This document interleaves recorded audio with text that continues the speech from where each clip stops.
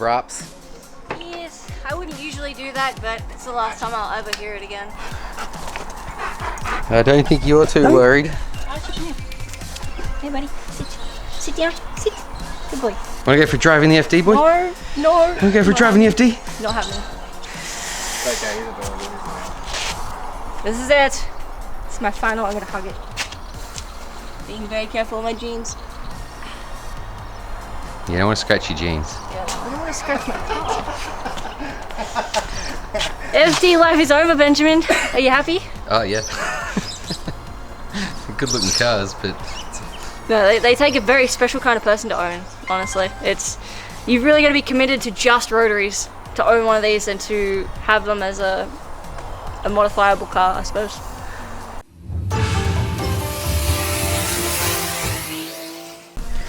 Today is a sad day for one and a super joyous, I don't know, day for someone else. This is somebody's dream car day and this is a sad goodbye for myself. The FD is sold. All that history going with it. It has been, I think, 4 years to the day today that I've owned this car, and today it gets picked up and goes to its new home. I really did not want to sell this car. I love this car. It is a beautiful example of an RX-7.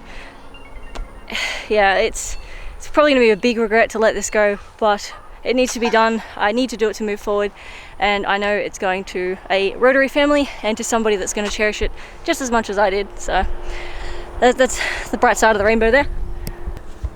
God, it's such a pretty car. Every time I try and get a good shot of my cars, Corey photobombs me with this thing. Thank you, Corey. Oh yeah, we don't have much room for cars at the moment at all, but that's part of the reason. Now that we've got the shed up, we have only a certain amount of cars that we can fit in that shed, and only a certain amount of cars that I'm willing to keep in storage here, and a rotary is definitely not something I want to keep in storage, and I think it's too nice to be, you know, garage queened away. So sad day, sad day. Such a pretty car. I absolutely love RX-7s, and this is probably not doing it any justice. Before it goes today, I figured I would do a fun little video and I'll tell you what I learned about owning an RX-7, pretty much the summary of owning an FD. And I don't want this at all to disrupt or to influence anyone's decision to get their dream car. If an FD is your dream car, please by all means go for it. But the following is just my experiences with this particular car and with this particular build, and how it went for me owning an RX-7 rotary for the first time and the first rotary. It won't be the last FD I own. I absolutely love these cars, and I fully intend on trying to find one in Japan, but I don't know if it'll be rotary powered yet or if I might do the sacrilegious SR20 swap. You have to wait out for that one. But in its current state, this is a collector's, pretty much a collector edition RX-7. I feel bad taking it for drives. I feel bad having fun with it. I feel bad just having it out of the garage in the rain. It's a beautiful car, and for what I do and what I want to do in the near future, it's the wrong time in my life to own a rotary. So we're gonna let it go. We're letting it go to a friend, and hopefully they'll enjoy it. They're big rotary enthusiasts, and it's a Bridgeport. So I think she said that she wanted it as a weekender, which is perfect. So, all right, let's get into it. The nitty gritty of owning an FD RX-7 and what I've learned, having thrown myself completely into the deep end, knowing nothing about them, and just going ham for leather, buying my dream car. First thing, FD RX-7s are not made for tall people.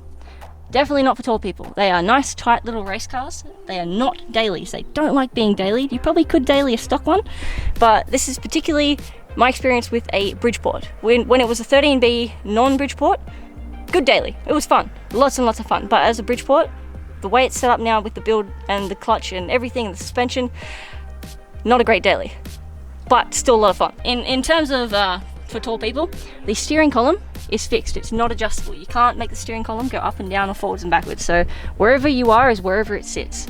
And the factory FD RX-7 seats are not too kind to tall people. So you can see I am 5'6", I think. And you can see where my head is compared to the roof. I'm probably about that far off. So if you've got a helmet on, or if you're doing any racing in an FD, big recommendation on maybe a Brad or a Recaro to get you lower down in the car and to clear with the helmet and all that kind of thing. Other things I learned. Early model FDs have black and green faces. Late model FDs, so this is an RS, there's a whole bunch of trim levels. I'm not going to bore you guys with trim levels, you can look them up on Google. But the later models have white faces, which I think are beautiful. The 180s, I think you just turn a one click and then the headlights come up. This one, you got the classic little winky nods, and you can play around with the MX-5s and stuff.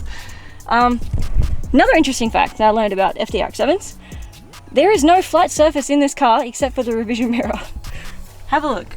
The steering wheel, the dash, the gauges, the center console, everything in this car is rounded, bubbled, curved, full race car spec, except for the flat part on the revision mirror, which I put my phone magnet on and I can't get it off because it's stuck really good.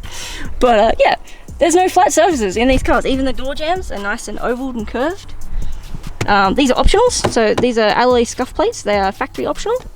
Another really cool thing about my car is the guy that had this car that I bought it off. This guy had no expensive spare. He went out and bought a whole bunch of new stuff. He done new seals, new bushes, new window trims, door trims, everything he made new. The car feels like brand new to drive. It is an amazing FD to drive. But he also somehow found the front and the rear spats, which are these guys here. You very seldom ever see these on FDs, because they always get removed and people go for side skirts. Now, the entire time I owned this car, I was hunting desperately for side skirts. I never found any. Parts for these are very hard to get in nice condition and for a reasonable price. Not so in Japan though. When we went over for the Drift Japan tours, there were so many FD parts over there, which is another reason I'm kind of looking forward to getting over there, because I know finding an FD over there and finding a modified FD or finding parts for an FD over there is going to be so much easier and more cost effective than it is in Australia.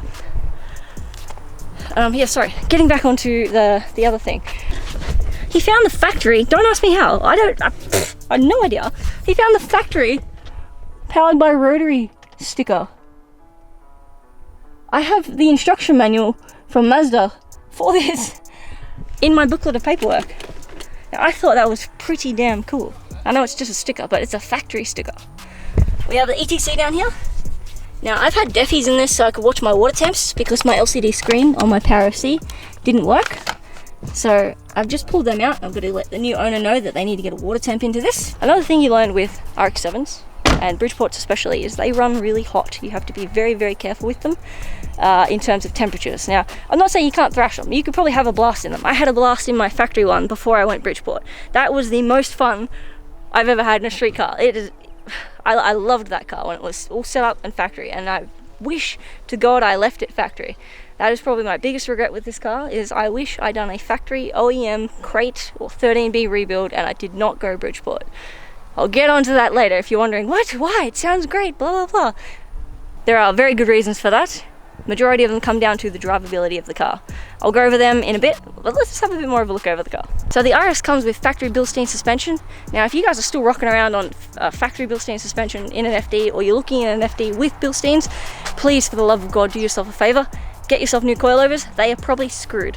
The Bilstein suspension, in my case, was terrible. It wasn't in bad condition, but it wasn't doing what it was supposed to do, and the car had a lot of travel in the wheel wells. I was almost hitting the guards with the tires for most of the time. That was one of the first mods I ever did to this car, was I put $4,500 worth of D2 external reservoir coilovers, race suspension, into this. So good, amazing. Completely changed the feeling of the car, and it feels like it is on rails. Getting to being on rails, if you've never driven an FD RX-7, you are in for a treat. These things, I can't think of a fun car to drive. They are an absolute joy to drive. They feel like you're driving a roller coaster through a mountain. I dare say I'll probably pee off a couple of GDR fans here, but this thing is king of toge. I love toge, and I've done toge in a lot of cars, but this thing, oh my god, this has been amazing to drive. Again, previous motor, I've not done anything on this because I'm terrified of the Bridgeport, but on the previous motor, when this was all normal, I drove it all the time down in Sydney. I drove through the mountains, and I drove it down the highways, and it was just a pleasure to drive. It was a beautiful car to drive. The gearing in this is off tap. On a side note, for anybody that wants to know, Drifting in FD is not fun. You need to do some stuff to an FD to get it to drift, mainly like diff and gearbox reinforcements, because they are made for toge. They're made to flex, and they're made for that slight body roll to maintain grip on toge, mountains, racetracks, and to make them a stupidly quick car. And they're great. But if you want to drift them, a bit of work is required. On to another fun thing about an FD. The gearing ratio on an FD is also nuts. Alright, so us normal driving cars. So driving a normal piston car, right? You've got first gear, second gear, third gear, fourth gear. I'm not talking about automatics, you guys don't count. Sorry. You wouldn't be able to tell this if you had an automatic. But first gear, you can cruise around a car park, fine. Second gear, 40 Ks. Third gear, bottom of 40, comfortably in 60 range. And fourth gear, you can sit right at the bottom of fourth gear and cruise nicely at 60 Ks. That's the average speed limits, 40 Ks, 60 Ks, and 80 kilometers and 100 kilometers. Now an FD RX-7, first gear goes out, I think, to about 60 kilometers. Now can you imagine trying to roll through a car park, trying to keep the car under 60 kilometers? It's not fun. You have to ride the clutch quite a bit, especially with the Bridgeport, because the Bridgeport idles at 2200 RPM, which is pretty damn high. It has to, otherwise it'll foul plugs, etc, etc. That is what I've been told. But yeah, second gear is 120 kilometers. That is over the maximum posted speed limit of our country in second gear. That's not even ringing it out. That's maybe 6K? Maybe 6,000 RPM out of 8,500 RPM. And you're in second. And you're right on the power band. Do you know how much fun that is? It gets you in a lot of trouble if you're not careful. So yeah, third and fourth are pretty much superfluous. You try and cruise at 100 Ks in fourth gear and the car doesn't like it. Now again, I'm talking about a Bridgeport specifically. If you've got a factory 13B, it's fine. It cruises nicely. It is a beautiful car. None of this really applies to that. But as the Bridgeport, it likes to bunny hop because it likes to idle at 2200 RPM, and you can imagine if you put it in third or fourth or fifth, it's really dropping those RPMs below 2200 RPM. It doesn't like it. So yeah, it's not fun. And funnily enough, with this particular Bridgeport, I don't know if it's a thing or if you can, you know, get around it, or maybe it could be the tunability. Again, not sure. I run a Power FC Apexi that does need a tune, and the car is on run-in tune, so there's so many factors here that could be playing against my favor.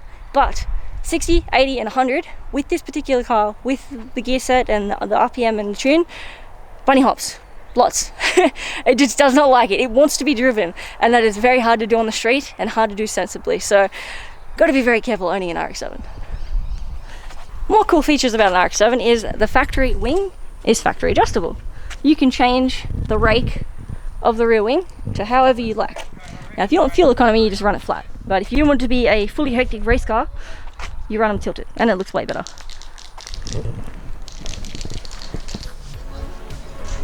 Now, a lot of the earlier FD RX-7s and FCs and stuff, they run something called an OMP. Now, an OMP is an oil metering pump. A lot of the time, they get removed when people go Bridgeport or modified because they manually then add in oil into their fuel, which is what this is. There's two-stroke oil, go-kart oil. You can also buy rotary specific oil. You can also buy additives that make it smell nice, etc, etc. But a lot of people, the OMPs in the earlier generations were faulty, or things went wrong with them very easily, and that would starve the motor of oil and then it would blow the motors up. So it was just easier and more convenient for people to remove the OMPs.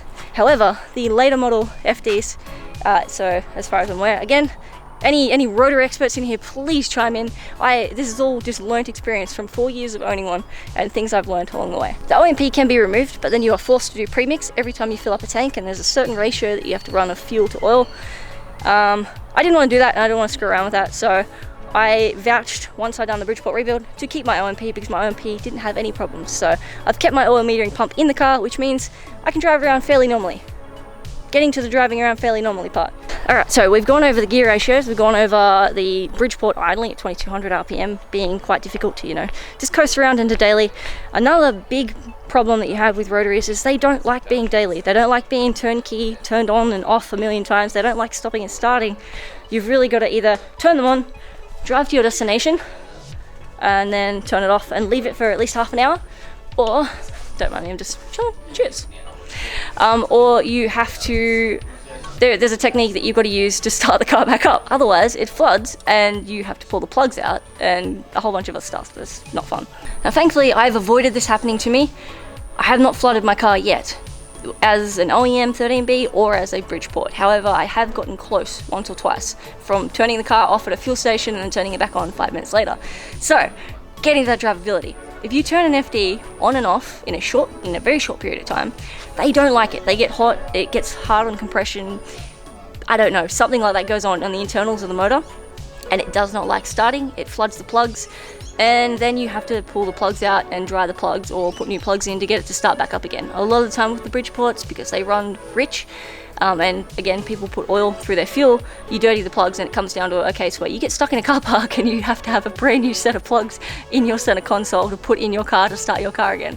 So if you want to own a rotary, please be aware, they are not a turnkey on-off kind of daily. They take quite a bit of maintenance, and again, this is mainly pertaining to Bridgeports. It can happen to the normal 13Bs, but nowhere near as much or anywhere near as troublesome because they idle at like 1200 RPM.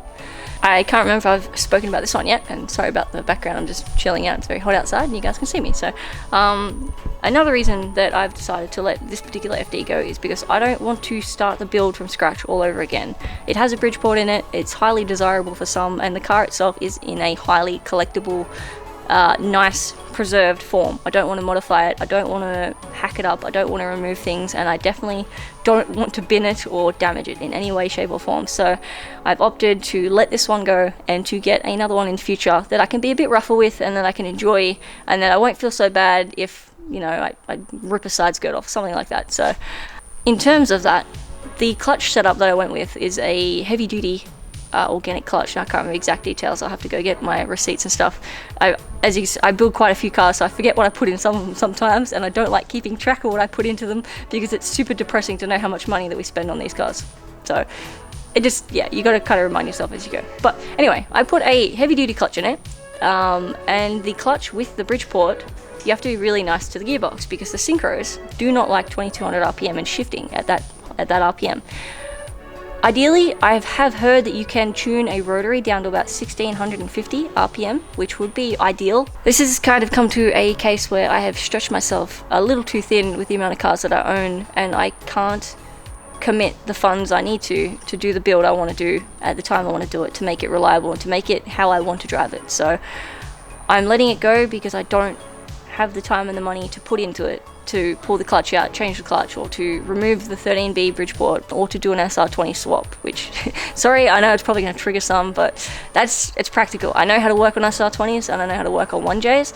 Rotaries are a foreign domain, and although I loved driving my 13B, it is an area of motors and motorsport that I don't want to delve into too much yet, because I've got so much other stuff going on with the drifting and with Japan and with cars and building things and just wanting seat time. So it'll happen in the future, no doubt. Owning an FD RX-7 is expensive. There is no way around it. There's no ifs or buts. There's no doing it on the budget or on the cheap. If you want to own an FD RX-7, be prepared to have a fat wallet, very soon depleted, but be prepared to spend quite a lot of money on parts, on building it, on fixing it, on maintaining it, on driving it in general. There's so many aspects to owning an FD. It's not just, you know, I own a nice sports car, I can drive it around, look at me, rap, kind of, etc. So yeah, just a bit of reality for some people, like, oh, you know, it's my dream car, I love it. There are little things to it that you got to kind of take into account. Alright, back on to more drivability things and why Bridgeports are not optimal for street cars. They are heavy on fuel. Now, you've probably heard this one before, but I don't think some people realize how heavy they are or how heavy they can be. Now, I run a Power FC. I have factory twins. I don't run high power. I haven't even got a dyno. It's still not running in tune. I'm terrified of a dyno. Absolutely terrified of dynos. I'm terrified of rotaries right now because of the history I've had with the builder and the car and stuff. But yeah, you are lucky to get, I think on average, I was getting 280 kilometers out of $140 in 98 fuel. Yeah. That's insane. I live 80 kilometers out from civilization, so that's 160 kilometers, not including my journey of wherever I go, that I then have to that I have to count for in my travels. So if I travel 300 k's in one day, that's $140 in fuel, not including probably what I need to get back home, which will probably be another $40 or $50. So It's expensive. It's very expensive. Now, it doesn't really matter if you're treating them nice or if you're flogging them. They use around the same amount of fuel regardless. 13B Bridgeport's not fun on the wallet, not fun on the gas tank. What's a factory 13B? Not bad. I think I remember I was getting about 450 kilometers to a tank in my 13B twin turbo, driving everywhere. It was much, much, much better and more practical and sustainable, and it was, yeah, budget friendly. An FD RX-7 flexes quite a bit. If you do not like squeaky cars, you will probably not enjoy an FD RX-7. They are all plastic on the interior, they're all light, they're all meant for weight saving and space saving and all that. They're literally race cars. They squeak, they flex, they make noises, they make a whole ton of little noises, little door trim noises go, the rear hatch flexes and it's like, lots of squeaky noises. You can mitigate it to a degree, but just be prepared and expected that, you know, if you buy your dream car, it's not going to be dead quiet, especially if you put a straight pipe in the Bridgeport in it. It's not bad though, the sound deadening, impressive, good. I didn't mind having the straight pipe on my RX-7 with the Bridgeport. It didn't change too much in note. It's loud for my neighbours, but they can suck it up. It's not loud in the car. I can speak normally to my passenger in the car with the windows up. With the windows down, sounds mint. Through a tunnel or a car park, even better, it sounds amazing. There's probably a whole bunch of stuff that I have missed or left out or forgotten to mention about my FD ownership and owning this particular RX-7 and the Bridgeport and my experience, but we can save it for another video. Or if you have any questions that I haven't answered and you would like me to answer them, or anything, hit me up in a Q&A or hit me up in the comments. I'll be more than happy to answer and get back to you on whatever questions you have. Remember how I said there's no flat surfaces on an FD? there is literally no flat surfaces that you can really find on an FD. I love that about this car. They are very beautiful cars, and I think that's part of what makes an FD RX-7 a very timeless car that can even stand up to, you know, modern day cars in terms of looks and design. Mazda done a beautiful job with the FD RX-7s, and it's a shame that they'll probably never bring out anything as cool ever again. But yeah, who knows, maybe one day, maybe we'll have an RX-9, but I doubt it. And if it is, it's probably going to be like a hydrogen hybrid powered wankle something with crazy interior and way too much electrics for a race car. Do you want to see some cool stuff? Look how much paperwork we have with this. So my FD got imported in, I think it was the end of 2019, start of 2020. It came with everything. It's got all its logbooks, it's got all its factory manuals, it's got all its paperwork, it has its alarm systems, all the receipts from when it got worked on at all the multiple shops, and I've even got things like instruction manuals for all the door trims and all the factory stuff, the alloy scuff plates, the spats, the aprons, whatever you want to call them. Those guys here, all still in here, which is pretty damn cool.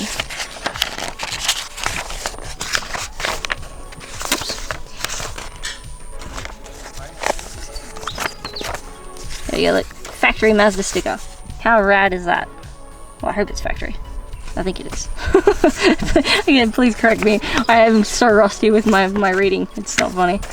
There's so much history with this car, and it is a beautiful collector's car for anybody that wants a nice, prime, pristine example of an FD with all its history, its paperwork, that hasn't been molested, and that has been looked after to the best of its ability. And it's white. I love white FDs. That's gonna suck. But Japan, even if not Japan, if some of you guys are questionable in the comments, you're like, oh, you know, what if things don't work out in Japan? If things don't work out in Japan, we go elsewhere. We will go anywhere at this stage that's probably not here. We want to have a look around the world, go enjoy cars around the world, and, you know, not be limited by what we can do and how we can do it and what we can own here and when we can work on things. If you guys aren't Australian, you might not be understanding entirely, kind of.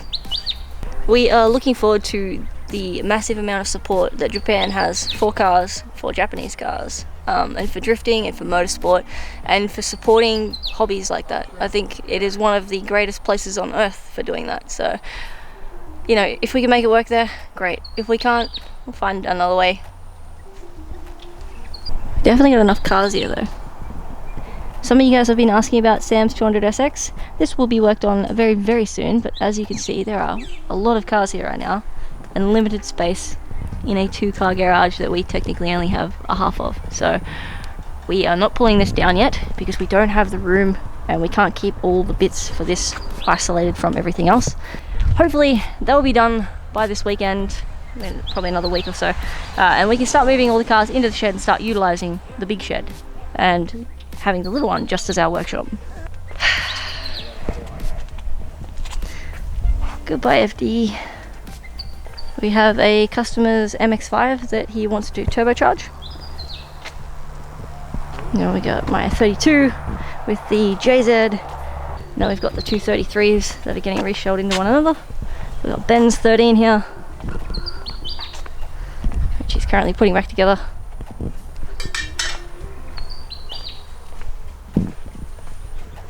And Corey's got his S14. Nope, they don't get to see colour. I didn't say colour. He doesn't want to show you guys the colour yet. Okay, can you guys guess? Have a guess. Please leave it in the comments.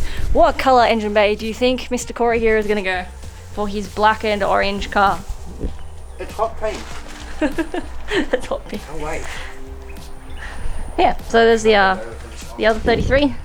So Ben's already done all the motor and the cross member and the arms and the suspension stuff in the front in this. And it's now in the new 33, which is actually my old 33 that I sold to a customer of his. So it's nice to see it come back all clean and resprayed. He ended up respraying it back to the maroon. Just a cleaner job, I suppose.